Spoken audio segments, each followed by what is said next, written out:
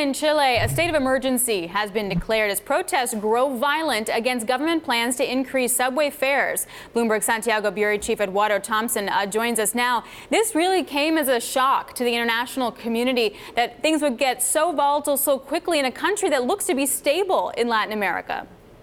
I agree completely. It took everybody by surprise, especially because the protests started mostly as students jumping the turnstiles in the metro. They would use social media to coordinate the events before, and then they would just run into the subway, and it was a disruption, and then they would leave. But after Pinera called, saying he would toughen security and then call the state of emergency, this is all gone way fast, violent, really too fast. Right now, there's reports of between 8 and 11 people dead. 11 regions of the country are in state of emergency. More than $300 million in damages to the metro.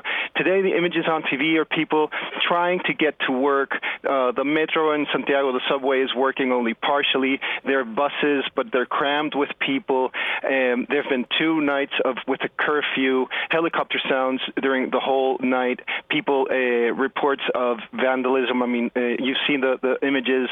Supermarkets have been attacked and burnt, and some banks as well. Pinera came out with a speech last night that was came as a surprise because it was much more belligerent, much more violent, and with no even one mention of the word dialogue.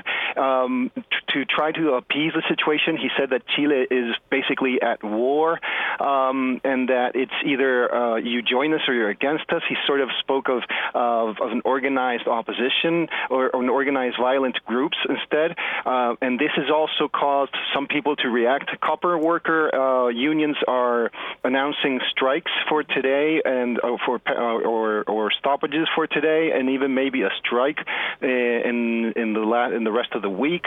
And there's several sectors that are criticizing the speech that he gave, even after he suspended this subway fare increase on Saturday evening.